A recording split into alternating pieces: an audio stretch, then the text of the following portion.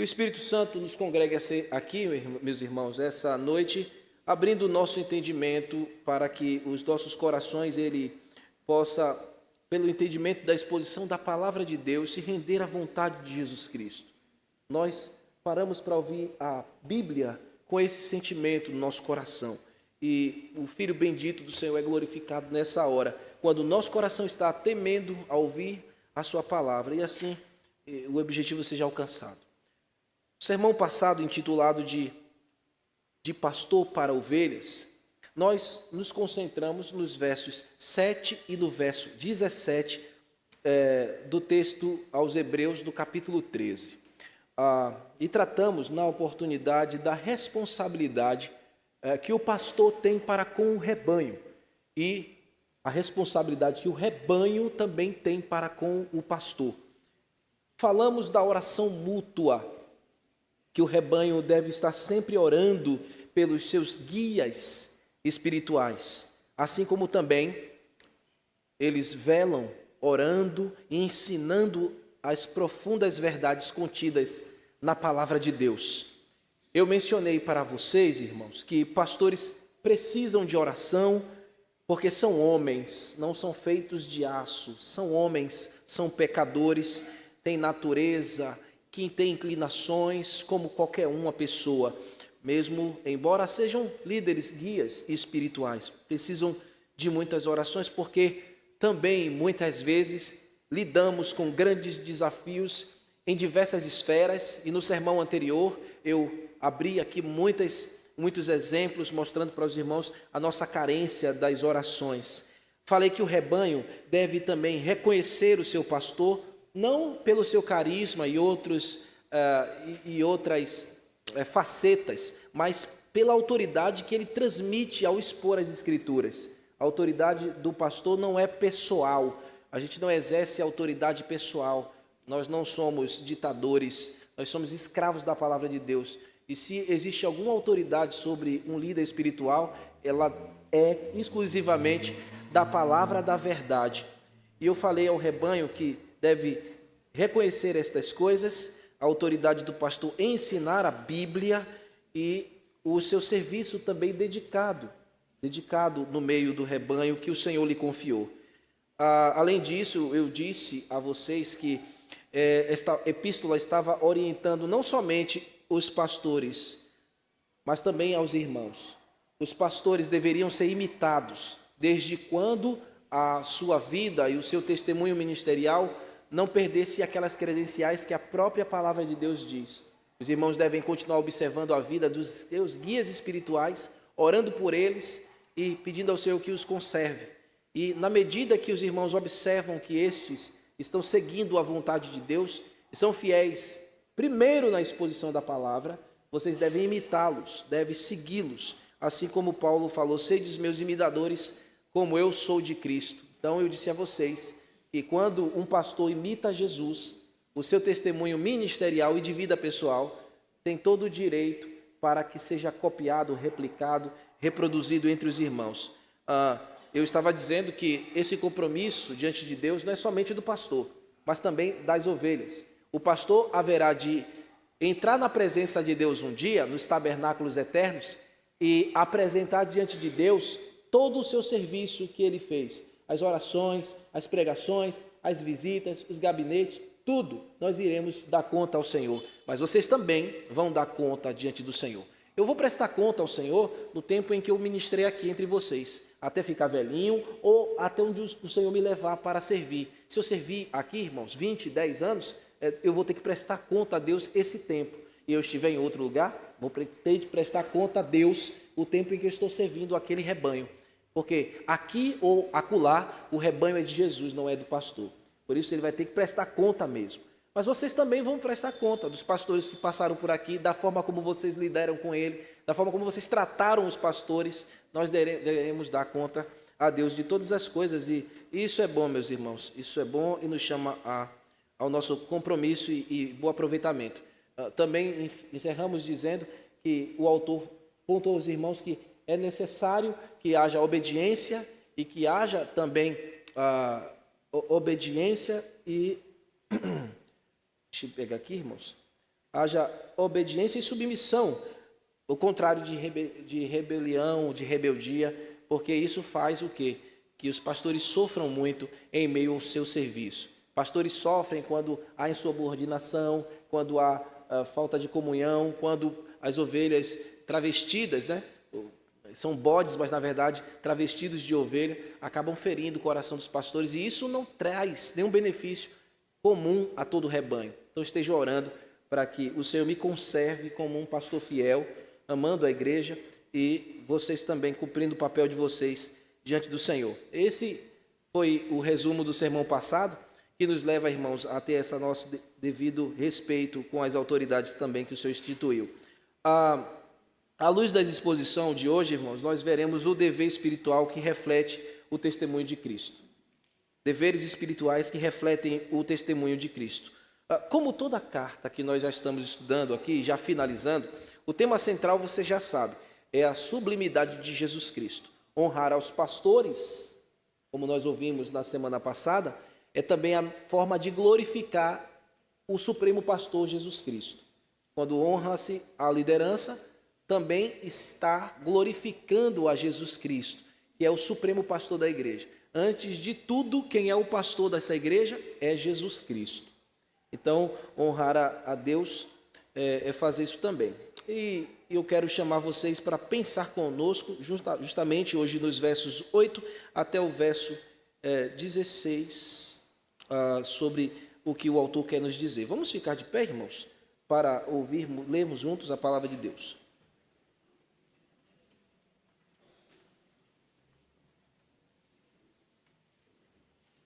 São mais alguns conselhos finais e alguns deveres que nós devemos extrair aqui da palavra do Senhor para que a gente trabalhe no nosso cotidiano.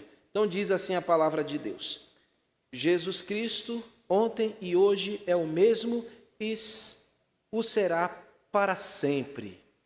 Aqui é bom a gente dizer um amém, né? Não vos deixei envolver por doutrinas várias e estranhas, porquanto o que vale é estar o coração confirmado com a graça e não com alimentos, pois nunca tiveram proveito os que com isto se preocupam ou se preocuparam. Possuímos um altar do que não tem direito de comer os que ministram no tabernáculo, pois aqueles animais cujo sangue é trazido para dentro do Santo dos Santos pelo sumo sacerdote, como oblação pelo pecado, têm o corpo queimado fora do acampamento. Por isso foi que também Jesus, para santificar o povo, pelo seu próprio sangue ofereceu fora da porta. Saiamos, pois, a ele fora do arraial, levando o seu vitupério.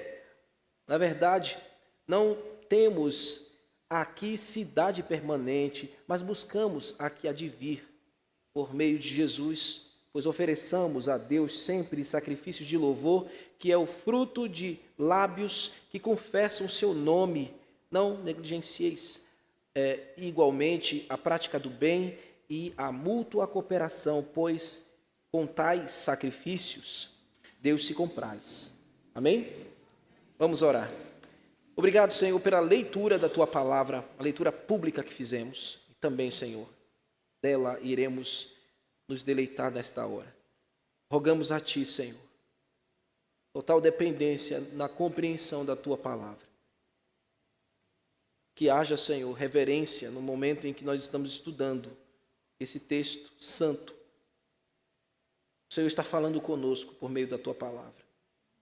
Então, Senhor, que o Espírito Santo se mova em nosso meio, quebrantando corações, nos levando a encarar o Teu texto com muita seriedade, e também Ele seja o mestre nesta hora, levando a palavra não somente aos ouvidos, mas fazendo chegar lá ao coração. E assim, Senhor, realizando a transformação, a mudança, o convencimento que nós precisamos. Nos dê, Senhor, a atenção desses conselhos e possamos torná-los práticos em nossa vida. Usa-me, Senhor, para falar aos meus irmãos com simplicidade e clareza, para que o Teu nome seja honrado e o objetivo de imagem de Cristo ser conformada à vida dos meus irmãos, seja mais uma vez atingida nesta noite. Oramos já agradecidos, Senhor. Amém. Podeis sentar, irmãos.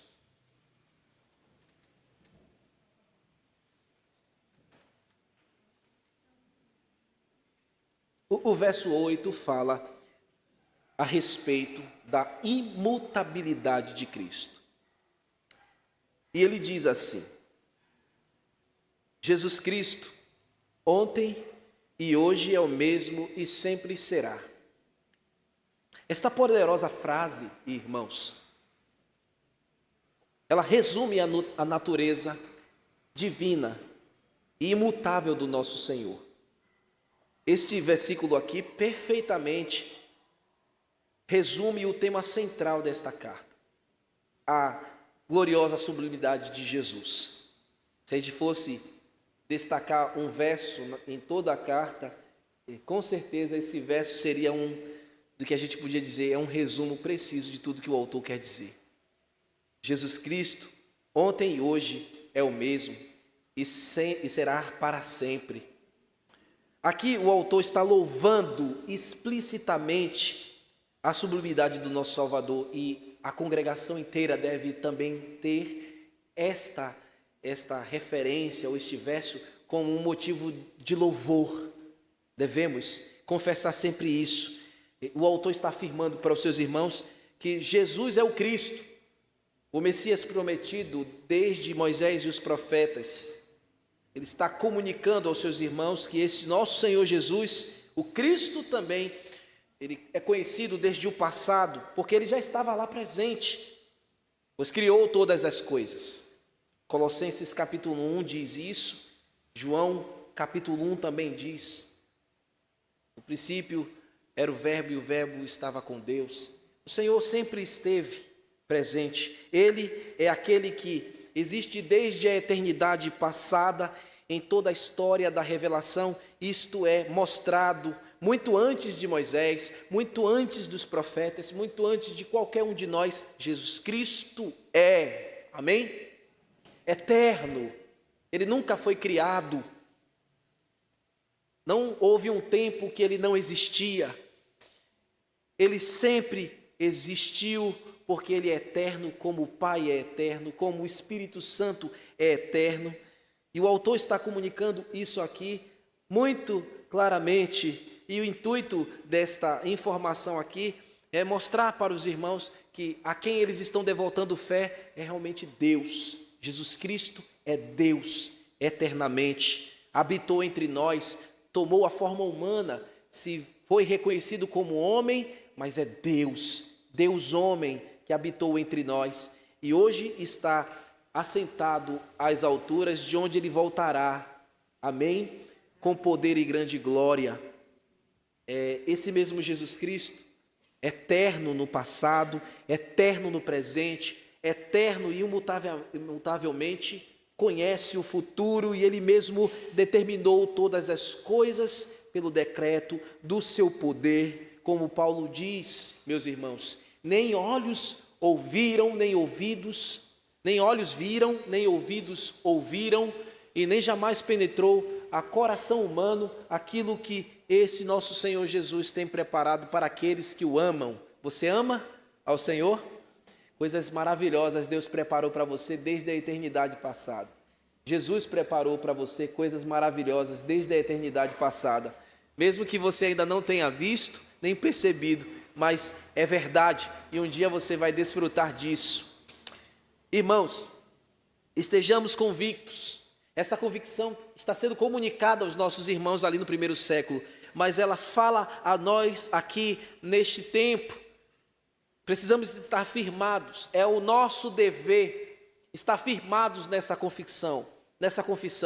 O verdadeiro cristão, esta noite aqui, ele toma esta confissão como um motivo de louvor dos seus lábios, firmados neste propósito inabalável de que Jesus Cristo é Deus eterno, Verbo que se fez carne. Ele é aquele que foi manifestado na carne, justificado em espírito, contemplado por anjos, pregado entre os gentios, crido no mundo e recebido na glória. Este é o nosso Cristo, que faz o nosso coração incendiar e faz com que percamos o fôlego quando percebemos a sua grandeza, a sua soberania, a sua sublimidade. Ele realmente é tudo isso que nós estamos falando e muito mais. As nossas palavras não são capazes de poder decifrar tudo o que Ele é. Nosso Deus fiel, e Ele permanece fiel, Ele não mudou, Ele jamais mudou. Ele mesmo disse que a sua fidelidade, as suas palavras, as suas promessas são fidedignas, e nós precisamos e temos dever de ficarmos firmados nela. Lembram-se do que Ele mesmo disse quando esteve aqui entre nós? Passarão os céus e a terra, porém as minhas palavras nunca passarão, porque Ele não muda. Ele sustenta o que Ele diz. Tudo muda, meus irmãos, neste mundo. Todas as coisas se transformam, perdem as suas essências. Mas Jesus não perde a sua essência. Ele permanece o mesmo teu Salvador. Mesmo quando você se encontra fraco, mesmo quando você encontra-se desmotivado, Ele continua sendo o teu mesmo sustentador. Ele continua sendo o teu intercessor. Tudo que o autor vem falando a respeito de Jesus Cristo na carta não mudou. Então os seus irmãos têm a imagem que Ele sempre foi, é e sempre será o mesmo. Ele continua fortalecendo a sua vida. Passarão todas as coisas, mas o Senhor jamais passará. Pode lhe faltar todas as coisas, mas o Senhor jamais faltará na sua vida. Ele permanece fiel, sustentando você na sua graça, no seu infinito amor. Embora vivamos, irmãos, em um mundo tão hostil, tão volátil, e mesmo que seja um ambiente de infidelidade, nós vemos infidelidade no mundo, na vida natural. O mundo está de mal a pior. Está mudando, está se transformando, as pessoas têm se esfriado, tudo tem mudado, irmãos. Nós sabemos que o eterno permanece, imutável, é o mesmo Deus fiel. Não se esqueça disso jamais, é o seu dever lembrar disso. Você não serve a uma força que hoje está latente, depois amanhã não. Você não serve a uma energia, você serve ao Deus Todo-Poderoso, que não muda, que permanece o mesmo. Nós permanecemos com Ele e Ele nos dá a sua eternidade. Isso é maravilhoso. Permanecemos em Cristo, mesmo este mundo mudando e indo de mal a pior, nós vamos continuar nele, sem jamais esquecer, sem jamais abandonar esta confissão. Jesus Cristo sempre foi, é e sempre será o seu nome, Jesus, o nosso Salvador. Ele vai te sustentar na tua jornada até o final. E você vai ver a maravilha da sua fidelidade dia após dia. Amém? Então, sempre na sua caminhada, irmão, você vai se deparar com a fidelidade do Deus que não muda, de Jesus que não muda, sempre abraçando você, sempre te levantando, te sustentando e fazendo coisas maravilhosas que você nem esperava. Ele vai fazer, porque Ele é maravilhoso. A sua mão ninguém pode impedir o seu agir. Ele é soberano. Eu glorifico ao Senhor por isso. Malaquias falou: porque eu, o Senhor, não mudo. Por isso, vós, filhos de Jacó, não sois consumidos. O fato do Senhor não mudar permanece. Esta promessa garante que nós permaneceremos para a eternidade. Isso é maravilhoso. Agora veja o verso 9, irmãos. Vemos que os irmãos aqui é quem não devia mudar. Deus não muda. Infelizmente, nós inventamos de mudar. Então, às vezes a gente muda o estilo, né? Mudar necessariamente, não, eu não estou dizendo que a gente tem que mudar muitas vezes de pior para o bem, né? Não do bom para o mal. Mas o Senhor está falando aqui aos seus irmãos que eles aqui não devem mudar. Eles devem dar prova da fidelidade de Cristo. Não abandonar a fé. Porque a gente sabe que o tema da carta também é isso. Não deixar a fé. Então não mudar, sair do cristianismo ou voltar para o judaísmo, que seria ele aqui. Deixar a casa de Deus para voltar para o mundo. Deixar a fé para se misturar com o que é profano. Deixar o sagrado para se misturar com o profano. Não. Veja o verso 9. Não vos deixeis envolver por doutrinas várias e estranhas, porquanto o que vale é estar o coração firmado com a graça, e não com alimentos, pois nunca tiveram proveito os que com isso se preocupam. Na primeira parte deste verso aqui, irmãos, o autor está fazendo uma dura crítica aos falsos líderes judaizantes. E ele chama a atenção dos seus irmãos para isso. Quando ele usa aqui a expressão doutrinas várias e estranhas, ele está se referindo a um evangelho híbrido que estava sendo comunicado entre esses falsos guias. Ele não falou que nós temos que honrar os verdadeiros guias que pregam a palavra, mas esse aqui que ele está mencionando no mesmo contexto não são guias verdadeiros. Eles têm uma mensagem estranha, eles têm uma doutrina variada, uma doutrina misturada. No caso aqui, os líderes religiosos, eles não têm um pacto, ou uma ligação, uma aliança com o Evangelho de Jesus Cristo. E eles exigiam práticas e ritualísticas para que se cumprisse e fosse exigente. Eles exigiam isso para que isso, somado àquelas práticas, circuncisão e outras coisas, dietas alimentares, somassem para a salvação. A gente sabe que salvação é somente em Jesus. Estas coisas tinham que ser descartadas. Ele mesmo disse que não tem proveito nenhum. O autor é enfático em dizer que esta tentativa nunca produziu efeito transformador na vida de ninguém. O evangelho misturado não transforma a vida de ninguém. Por que tem muita gente na igreja que nunca muda? Porque está vivendo um evangelho misturado. Misturado com o mundo, misturado com sua vontade, misturado com seus desejos. Uma hora ele chora, uma hora ele se quebranta, mas ao mesmo tempo que ele ora, se quebranta, ele está ali envolvido em tanta coisa maligna, tanta coisa suja. Não há transformação na vida dessa pessoa. E aí a gente fica assim, meu Deus, e agora? Deus tem a misericórdia.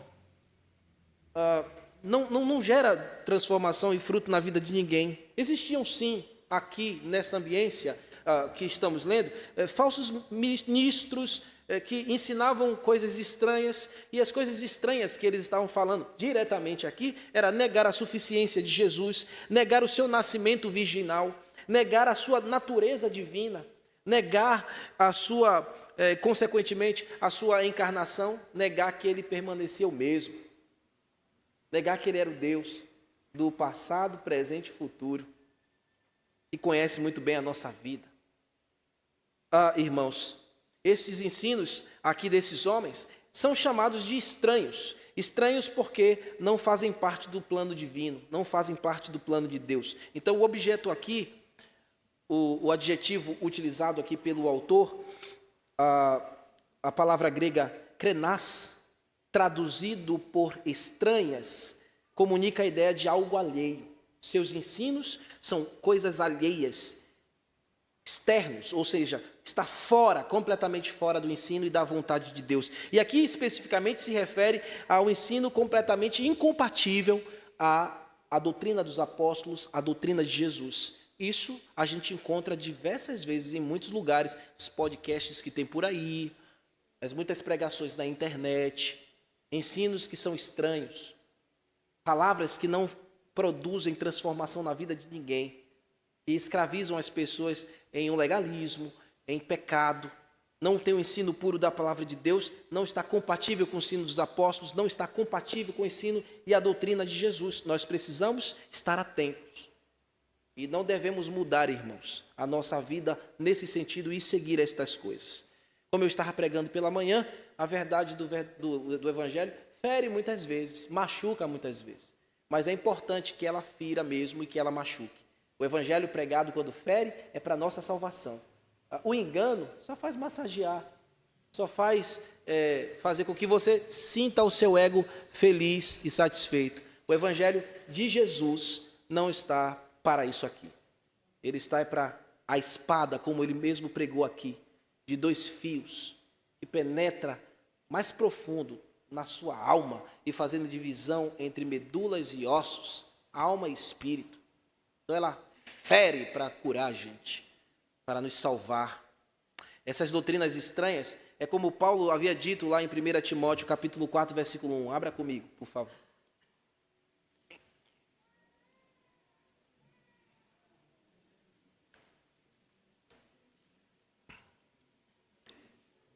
Paulo disse assim, 1 Timóteo 4:1, mas o Espírito expressamente diz, nos últimos tempos apostatarão alguns da fé, dando ouvidos a espíritos enganadores e a doutrinas de demônios. Espíritos enganadores aqui não são os demônios, viu?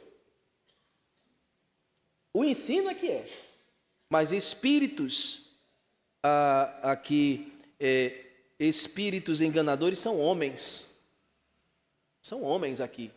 Homens que estão apegados a o que é estranho, o que não pertence à verdade. E eles falam em nome do diabo.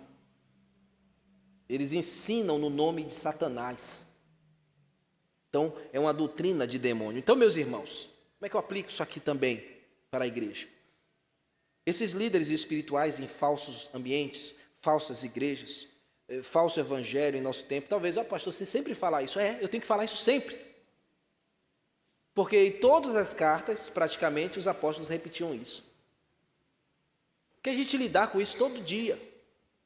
Enquanto você está aqui no ambiente onde a gente está procurando informar a verdade de Deus, talvez um parente seu está em um lugar em que ele não tem acesso a essas verdades transformadoras. Eu preciso lembrar sempre isso a vocês. Falso evangelho existe aos montes. Eles são proclamadores das doutrinas do demônio. Deixe-me lhe dar exemplos quando eles começam a misturar as coisas. Não são doutrinas estranhas e misturadas? Quando eles começam a tocar aquele chofar na igreja. Quando eles começam a carregar uma aliança, uma arca da aliança. Quando eles começam a colocar menorá, enfeitar a igreja com bandeira de Israel. Usa óleo ungido para consagrar a cabeça das pessoas, derruba as pessoas no chão. Quando eles começam a te dar uma rosa para você colocar lá no seu comércio, lá na sua casa, para ela murchar e, segundo eles dizem, as forças malignas são sugadas. Claro que ela vai murchar. Pega uma flor e bota lá sem água, e mesmo com água, um dia ela murcha. Mas aí ele diz, os demônios estão sendo sugados. Isso é coisa estranha. Quando eles dão a você aquele sal grosso, para que você possa passar, essas coisas são estranhas. Quando eles exigem que você vista roupa de saco, que você vista aquelas indumentárias judaicas, aquelas roupas que mais parecem Aladim, pessoas vestidas de branco, naqueles recintos, isso é um falso evangelho, irmãos. Isso é um falso evangelho. Isso é doutrina de demônios. O comportamento e o ensino e a forma não procede com a doutrina dos apóstolos. Não procede com a palavra de Deus e o verdadeiro evangelho. Somente o puro evangelho pregado é que tem o poder de transformar o pecador. Somente o puro evangelho pregado é que faz com que corações de pedra se quebrem. E o evangelho pregado aqui é o que vemos na segunda parte do verso 9. Porquanto, o que vale é estar com o coração firmado com a graça, não com alimentos. A gente não precisa dessas coisas que eu acabei de elencar. Você não precisa, depois que você comprar um carro, sai correndo e pedir que ele unja o carro, que ele unja a aliança porque você está com a noiva. A gente não precisa dessas coisas. O que vale para nós, irmãos, é isto aqui, é o coração firmado na graça. Se você tiver todas estas coisas e o seu coração não estiver firmado na graça, pouco importa. Vale de nada. Não coloque uma Bíblia aberta lá no Salmo 91 na sua casa, achando que isso vai fazer algum efeito. Não vai fazer. Bíblia não é amuleto, ela é para ser lida. Não entre naquela ideia de oração da meia-noite, o salmo que aquele carinha lá diz, o seu salmo é hoje, é esse aqui. Não, Deus pode falar com você através do salmo, sim, ele fala que é a palavra de Deus, mas as pessoas estão usando isso como amuleto. E a palavra de Deus não é amuleto, o evangelho não é amuleto. Coração firmado na graça se refere ao verdadeiro homem que foi alcançado pelo evangelho da cruz. Quando somos alcançados pelo verdadeiro evangelho da cruz, para nós não importa mais legalismo, moralismo e nada mais dessas coisas.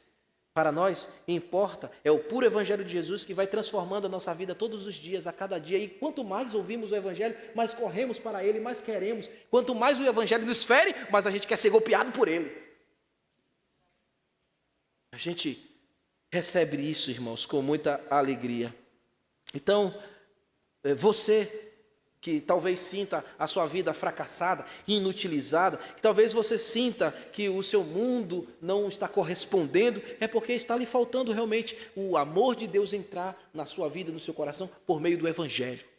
Porque quando o amor de Deus entrar na sua vida por meio do Evangelho, então você vai ter o sentido da sua vida refeito. E você vai se sentir uma pessoa com valor eterno do sangue de Cristo, banhando a sua vida. Você verá toda a tua vida se transformar em uma dimensão de valor que você nunca viu antes. E aí você não vai querer se precipitar em nada. Indescritivelmente e imensuravelmente você verá Jesus Cristo, o Deus que se revela pelo Evangelho, salvando diariamente a sua vida, mudando você. Veja o verso 10. O verso 10... Para reforçar a sua tese, o autor sagrado toma a figura do altar onde eram dedicados sacrifícios. O intuito aqui é comunicar aos seus irmãos a verdadeira dedicação não está no altar erigido por Moisés, mas sim erigidos por Jesus. Veja comigo, ele falando, possuímos um altar, o cristão, ele está usando aqui um sentido figurado do altar, né? Possuímos um altar do qual não tem direito de comer os que ministram no tabernáculo. Aqui deve ser interpretado, como estou dizendo, irmãos, no sentido de uma comparação. Ele está mostrando que o altar de Cristo nos dá o direito de comermos de todas as delícias do Senhor. Você está aqui pela fé em Cristo, como aqueles irmãos, e tem o direito de saciar a tua fome pelo Evangelho, e o Evangelho sacia a fome e a sede da nossa alma. Então venha até a fonte que é Jesus, o altar erigido na pessoa de Cristo, e coma, beba de graça da água da vida, coma e se farta de toda a justiça que há no Evangelho. Ele está dizendo, irmãos, através disso, que a aliança de Jesus é que nos alimenta suficientemente. Aquele altar erigido por Moisés não cumpria isso, não conseguia fazer isso. Todos que dedicavam no altar de Moisés deixavam aquele dia faminto, mesmo que depois participasse de refeições, que era comum em certos sacrifícios, refeições coletivas, mas as suas almas estavam famintas. Aqui no altar de Cristo, no Evangelho da graça da nova aliança, os famintos saem fartos, os sedentos saem, como é que a gente pode dizer? Os sedentos saem saciados, obrigado, queridos, saem saciados. Você que entrou essa noite aqui faminto, sedento, você pode sair saciado, alimentado pela graça de Jesus. Se você confessar a Jesus Cristo hoje, aqui, você terá direito de se alimentar das delícias de Cristo. Você terá direito de se assentar à mesa da comunhão junto conosco e comer e beber livremente com alegria e sair daqui farto, feliz e alegre e não voltar entristecido, se sentindo desvalorizado. O Senhor lhe trouxe aqui esta noite para que esta mensagem do puro Evangelho lhe alcance e você negue o pecado, negue as falsas impressões deste mundo e se apegue e se agarre a Jesus Cristo, a Jesus de Nazaré, aquele que é o mesmo ontem, hoje e sempre, que lhe formou desde o ventre da sua mãe e lhe fez você se assentar hoje aqui nesta audiência para ouvir esta mensagem e quem sabe sintonizar aí no canal da internet para ouvir essa mensagem, é porque Jesus através desta pregação está lhe chamando, é porque Ele sabe que você está faminto, sedento, e Ele é a água da vida, Ele é o verdadeiro pão que desceu do céu para dar vida ao mundo. Então quem está aqui esta noite com fome e com sede, venha a Jesus e comam de graça e bebam de graça. Aqueles que estavam ministrando, meus irmãos, lá no templo em Jerusalém, eles estavam fazendo menções a uma antiga aliança que não tinha mais função. Portanto, estavam fora e não poderiam participar desta graça que hoje Jesus te convida. Muitas pessoas rejeitam o Evangelho por pratos atraentes deste mundo, mas as delícias que há no prato da mesa do Senhor é incomparável ao que o mundo oferece. Veja o verso 11, por favor. Aqui, o tom autoral, ele toma um sentido agora mais literal. Vejam comigo, pois aqueles animais cujo sangue é trazido para dentro do Santo dos Santos, pelo sumo sacerdote, com oblação pelo pecado, tem o corpo queimado fora do acampamento. Eu não sei se você consegue perceber isso, mas eu preciso pontuar para vocês aqui, que tanto lá no verso anterior como agora aqui, estes verbos estão no presente.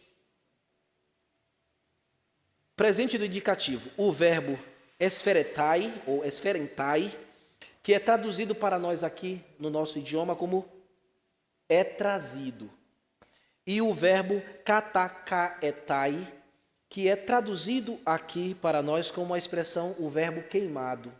Eles estão no original, irmãos, como no presente do indicativo. Assim também como ministram, que a gente viu no verso 9. Lá o verbo ministro, ele apresenta a ideia também de continuidade. Estes verbos estão apresentando a ideia de continuidade. Indica que o autor está falando que aquela época em que estava sendo escrito ainda era vigente, estava acontecendo. Sacrifícios reais ainda estavam sendo oferecidos sobre o sistema da antiga aliança. Isso também aqui, um parêntese, ajuda a gente a confirmar que essa carta foi escrita antes da destruição do templo no ano 70. O escritor sagrado está dizendo aqui, irmãos, que aqueles cultos empobrecidos ainda estavam acontecendo. Aqueles cultos sem eficácia, aquelas dedicações e oblações em prol do pecado, para serem livres do pecado, estas dedicações que já foram tornadas nulas, o Senhor já havia dito que era antiquado. Ele falou isso aqui, o autor falou no verso 13 do capítulo 8, que a antiga aliança se tornou antiquada, obsoleta, a ponto de desaparecer. Mas a tradição religiosa legalista queria, não, a gente precisa misturar as coisas aqui. Eles estavam enganando. Uma vez que agora a graça não é comunicada mais naqueles cultos empobrecidos, ela é comunicada por meio da aliança de Jesus. A graça não é mais trazida através de sangue de animais, sangue alheios, que entrava o Santo dos Santos, e que ainda estava acontecendo ali, um lugar levantado por mãos de homens. Mas a graça, ela é comunicada através do sacrifício do Cordeiro perfeito de Deus, que entrou em um santuário não estabelecido pela mão de homens, mas no Santo dos Santos celestial, que nós vimos aqui também em mensagens anteriores. A oblação verdadeira, irmãos, ou a dedicação verdadeira para nós, que purifica os nossos pecados, foi feito por Jesus Cristo. Ele é a oblação verdadeira, a aliança verdadeira. Nós não podemos perder de vista. Aqueles animais eram apenas sombras, como nós já vimos aqui, eram figuras temporais, mas Jesus Cristo não. Como Ele é o mesmo, ontem, hoje e sempre, o seu sangue derramado, um dia naquela cruz, é tão poderoso, vermelho, vivo e quente, e opera na nossa vida hoje e para sempre. Isso é maravilhoso. Não precisamos desses artifícios, destes arcabouços religiosos. Nós precisamos da graça, da pura graça, pelo puro sangue perfeito de Jesus em nossa vida, que nos cobre perfeitamente. Ele é o Cordeiro Santo queimado, Ele é o Cordeiro Santo imolado, aquele Cordeiro que era oferecido imolado Aquele animal alheio não é comparado com o sacrifício do Cordeiro Santo de Deus que tira o pecado do mundo.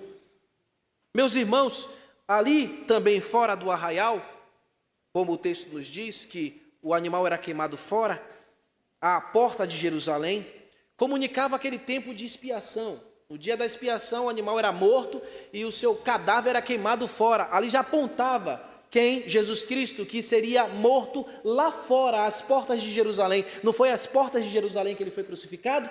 O Monte Gólgota ficava às portas de Jerusalém. Então, quando eles anualmente faziam o sacrifício que apontava para Jesus e queimava o cadáver do cordeiro que era imolado para cobrir os seus pecados anualmente, eles estavam apontando para aquele que no Monte Gólgota, fora de Jerusalém, estaria no altar de Deus, que é Jesus Cristo. Aquela cruz se tornou um altar para Deus. Ela é maravilhosa para nós. É tanto maldita quanto maravilhosa. Que tensão maravilhosa. É maldita porque nela estão os nossos pecados que Ele carregou.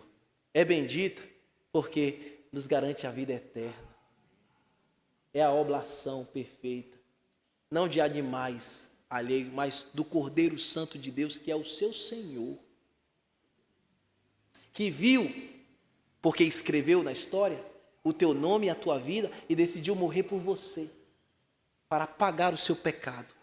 Você que está me ouvindo aqui e que talvez queira fazer uma coisa terrível contra ti mesmo, saiba que Jesus já morreu, já sofreu, já padeceu, já foi queimado fora do arraial para provar o seu amor a você.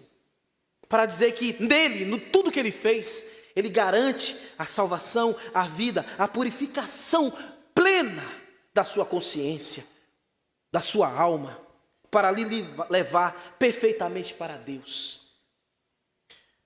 Por isso ele vai dizer aqui no verso 12, por isso foi que também Jesus Cristo, para santificar o povo, pelo seu sangue, seu próprio sangue, ofereceu fora da porta. Somente o sangue de Jesus operou a purificação eficaz. O ato de Jesus Cristo na cruz, uma vez só oferecido. Aquele animal, na lei antiga, todo ano tinha que ser oferecido. Mas esta oblação verdadeira no sangue de Jesus foi oferecido uma só vez. E vale para a vida eterna. Vale para sempre. Receba Jesus Cristo hoje. Receba esta oblação hoje. Porque o poder do seu sacrifício é eterno. Você vai se maravilhar nos céus em saber que foi o sangue dele que te comprou. Você vai passar a vida eterna. Você passará a eternidade sempre lembrando disso e nunca vai se cansar de agradecer a Deus e o valor do seu sangue que sempre estará ali sobre ti. Veja o verso 13. Saiamos para fora do arraial, levando o seu vitupério. É um dever que temos e um conselho que ele dá. Vitupério aqui é o mesmo que vergonha. Você pode carregar a vergonha de Cristo? Sim.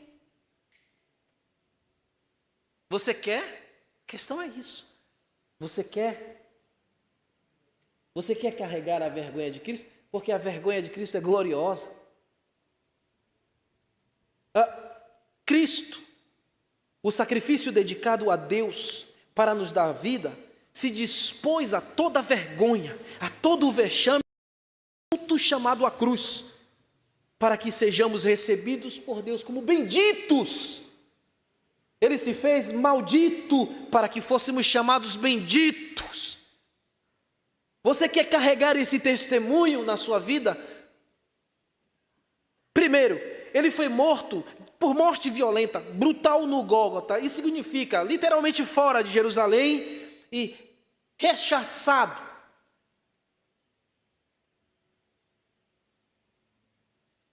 E reforçando aqui a ideia profética, ele, por meio disso, levou para fora, aqui no caso do texto do arraial, mas para fora de ti mesmo, toda a condenação, não somente do pecado do seu povo, mas do pecado de todo aquele que crê. É uma garantia que temos no Evangelho. Nossos pecados que cometemos, uma vez lavados pelo sangue de Jesus, não têm mais direito ou poder de nos condenar. Ninguém aqui pode ser condenado por nenhum ato que fez antes da salvação. E você que está ali envoltos de tantos atos pecaminosos, pode receber a graça hoje e sair daqui perdoado, justificado. Você que está aqui esta noite, tão somente precisa simplesmente crer nesta morte violenta na cruz do Calvário, no Gólgota, para perdoar o seu pecado e te levar, retirando de ti mesmo a tua acusação, retirando de ti mesmo e anulando a condenação de morte que há sobre ti. Há uma condenação de morte sobre ti e que só pode ser anulada pela fé no sacrifício de Jesus Cristo. Portanto, creia agora urgentemente em Jesus, que é todo poderoso para lavar os seus pecados, te purificar de toda injustiça. Confesse-o hoje mesmo e faça isso agora, e Ele te salvará para sempre. Entenda que Ele é o homem que foi crucificado, o Cordeiro de Deus que morreu por muito te amar. Escolha este amor e receba este amor em tua vida, salvação de graça, alimento para a vida eterna. Você poderá voltar para casa hoje perdoado e lavado, leve, como se estivesse flutuando até as alturas. Segundo, o sangue derramado fora de Jerusalém comunica também a rejeição de Jesus. Queremos carregar o testemunho da rejeição de Jesus? Temos que carregar, porque essa sua rejeição é gloriosa. Porque a palavra de Deus diz, ó irmãos, que Ele veio para aqueles que eram seus, mas os seus o rejeitaram, e nós somos os seus filhos, feitos pelo seu sacrifício. Então abraçamos toda a sua obra e o seu testemunho, mesmo que seja isso ridículo à vista do mundo, é glorioso a nós. Todos que rejeitaram o Senhor, todos que rejeitaram o Evangelho e se envergonharam por Ele, comunicavam e comunicam até hoje que Jesus é um impostor. Cegos dos seus pecados, não reconhecem que aquele que estava sendo morto fora do arraial, ali às portas de Jerusalém, é o Messias prometido, o único sacrifício que pode levar o homem de volta para Deus. Não tem santificação fora de Jesus, não tem salvação fora de Jesus. Muitas religiões querem lhe apontar um Salvador, eles desenham muitos salvadores, mas só há um, o nome dele é Jesus Cristo, aquele que foi morto às portas de Jerusalém, queimado como sacrifício para Deus. É nosso dever, ó cristão, comunicar isso. Por isso o autor está dizendo a eles, aos seus irmãos diretamente ali no primeiro século. Ele está falando essas palavras porque é o nosso dever não nos envergonharmos disso, não nos envergonharmos da cruz de Jesus. Eu tenho que carregar essa mensagem. Eu preciso é falar que Ele morreu violentamente, que Ele se tornou um opróbrio para que eu pudesse assumir o seu lugar de filho. Não o lugar de Deus. Ele continua sendo Deus, morreu homem Deus, mas agora eu tomo essa identidade de filho.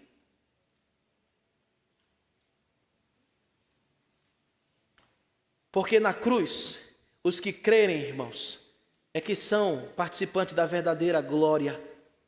Ela é ignomínia para os incrédulos, é vergonha para os incrédulos, mas para nós que estamos sendo salvos é o poder de Deus, é o Evangelho. Como Paulo disse lá em Gálatas 6,14, em nada me glorio, senão na cruz de Jesus. É o nosso dever nos gloriar em Jesus e na cruz de Jesus. Você vai carregar a sua mensagem onde você for?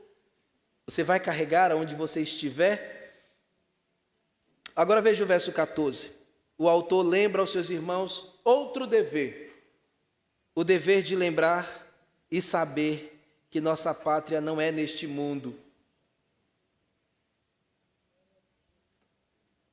Você gosta da sua casa? Gosta ou não gosta? Tem que gostar, né? Deus te deu, você tem que ser um bom mordomo.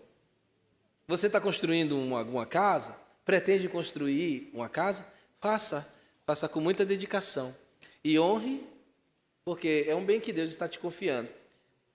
Mas você não vai ficar nela a vida inteira não, para a eternidade. Você não vai morar eternamente nessa casa. Estamos de passagem neste mundo, meus irmãos. Na verdade, não temos, o verso 14, aqui cidade permanente, mas buscamos a que há de vir. O autor já havia falado isso aos seus irmãos. A gente estudou aqui no capítulo 11, versículo 10, e no mesmo capítulo 11, o verso 13, o verso 11 e o verso 13, perdão, e o verso 16.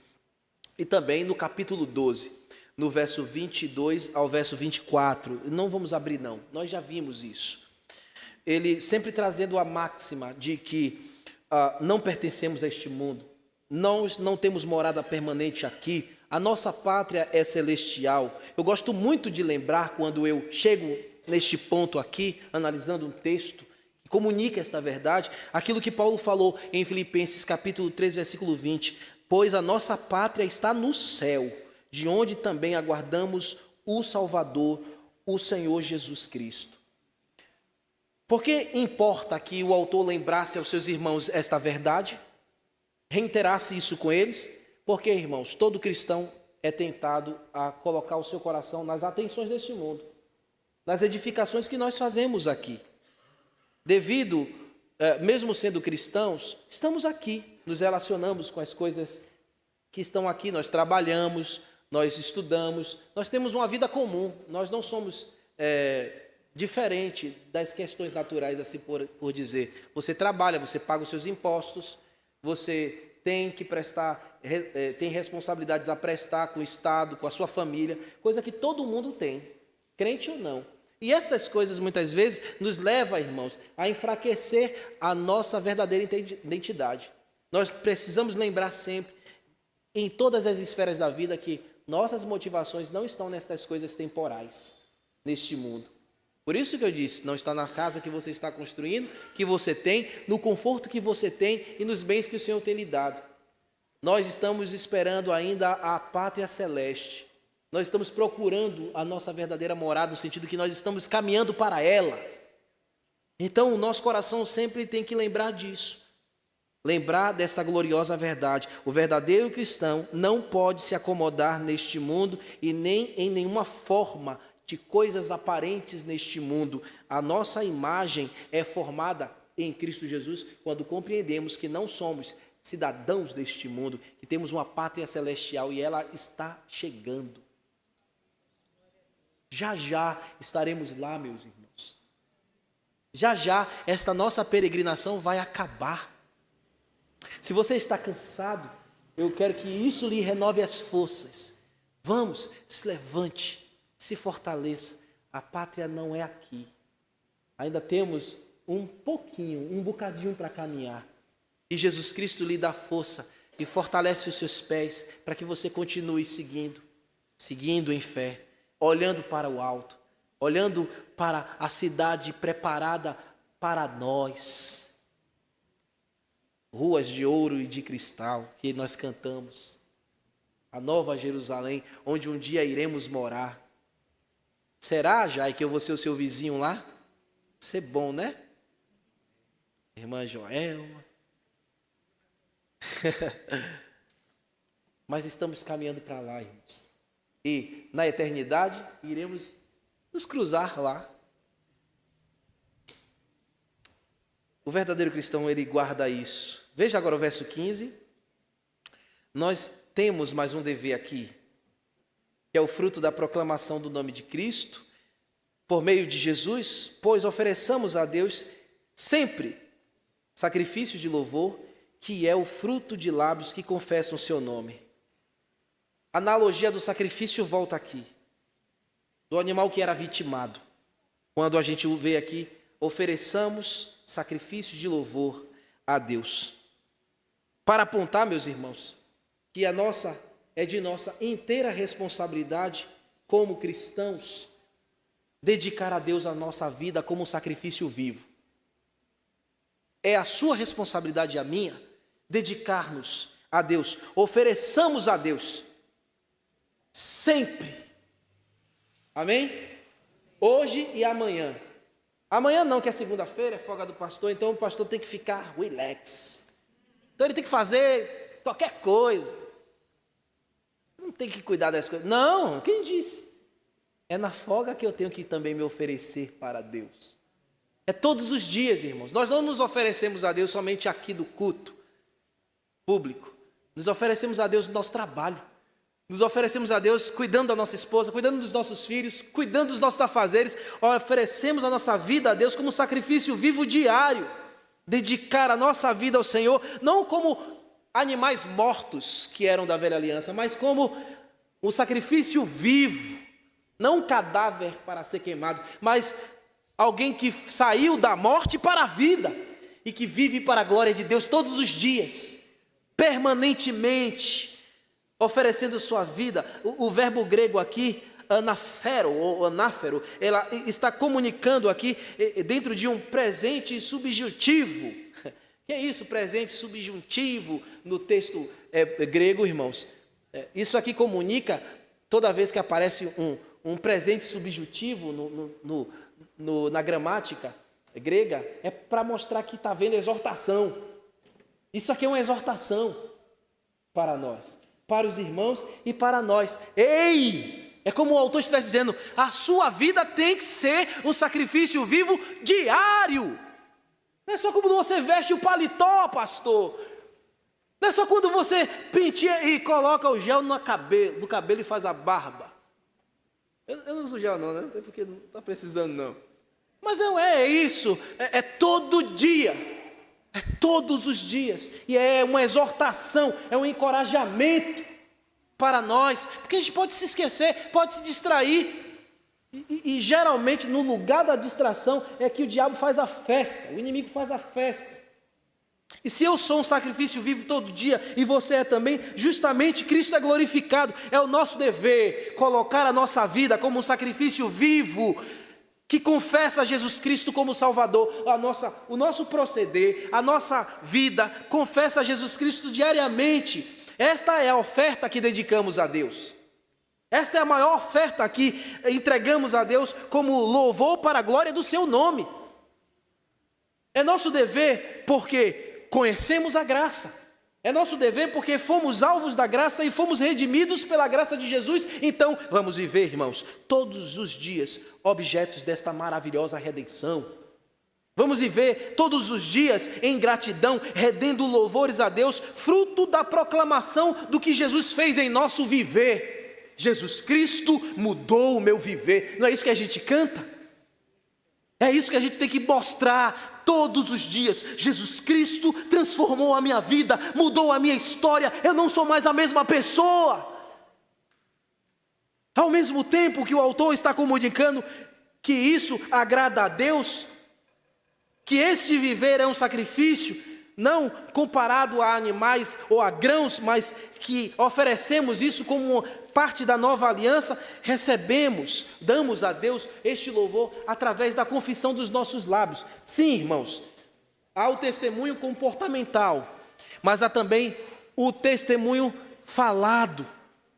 Testemunhamos com o nosso próprio viver, testemunhamos com a nossa própria ação, mas também testemunhamos com o discurso, com a pregação, porque o autor diz aqui muito claramente, fruto dos lábios que confessam o seu nome. Então confesse o nome de Jesus Cristo, o que Ele tem feito na sua vida, sempre, todos os dias, amém? Deixe-me ler com vocês aqui um texto em Romanos 10, 14, eu vou ler em uma versão mais contemporaneizada, que é a versão Nova Bíblia Viva em português, para nos dar mais substância aqui sobre esse discurso, ou que essa versão, como ela trata aquele texto. Como, porém, eles pedirão a Ele que os salve, se não crerem nele? E como poderão crer nele, se nunca ouviram falar dele? E como poderão ouvir acerca dele, sem que alguém fale a eles? E como é que irão falar sem que sejam enviados? É sobre isso que as Escrituras falam quando afirmam como são bonitos os pés daqueles que pregam o Evangelho da paz com Deus e trazem notícias alegres de coisas boas. Em outras palavras, como são bem-vindos aqueles que vêm anunciando o Evangelho. Oh, que maravilha! É o nosso dever cristão, meus irmãos, pregar o que Jesus fez na nossa vida e como Ele tem mudado a nossa história, Concluímos aqui, irmãos, a mensagem no verso 16, o último dever apresentado neste parágrafo. Não negligencies igualmente a prática do bem e a mútua cooperação, pois com tais sacrifícios Deus se compraz. Deus se agrada quando nós praticamos o bem. Deus se agrada quando mutualmente servimos uns aos outros. Deus se agrada quando nós não alejamos o evangelho, quando nós amamos e cooperamos uns com os outros, e fazemos isso aqui, meus irmãos, mútua cooperação, não negligenciamos e praticamos o bem a todos, principalmente aos nossos irmãos. E ele está mostrando aqui, e ele está equiparando essa ação de praticar o bem e da mútua cooperação como também um sacrifício vivo e louvável a Deus. Ele está usando o termo sacrifício para dizer que isso é uma dedicação também, que não pode faltar na nossa vida. Que Deus, meus irmãos, leve cada coração aqui a esta mútua cooperação e a este dever sincero, que a sua manifestação de amor seja presente em nossas vidas e que possamos glorificar ao Senhor sem negligenciar os nossos deveres cristãos. Amém? Que o Senhor Jesus aplique essa mensagem ao coração da amada igreja. Vamos ficar de pé, irmãos, e vamos orar.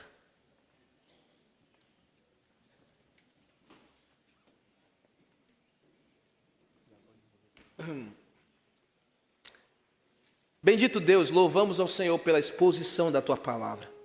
Obrigado porque o Senhor nos tem sustentado desde o início, primeiro capítulo até aqui. Está chegando, Senhor, o tempo que iremos concluir esta carta e queremos já Te louvar. Continua, Senhor, fazendo com que cada mensagem retorne ao nosso pensamento e coração e justamente hoje, nos deveres que nós aqui debulhamos juntos, comunicados por este autor sagrado, que possamos, Senhor, através deles, glorificar o nome de Jesus, para a honra e glória do Senhor que nos salvou para a vida eterna. Amém. Vamos louvar o Senhor, irmãos.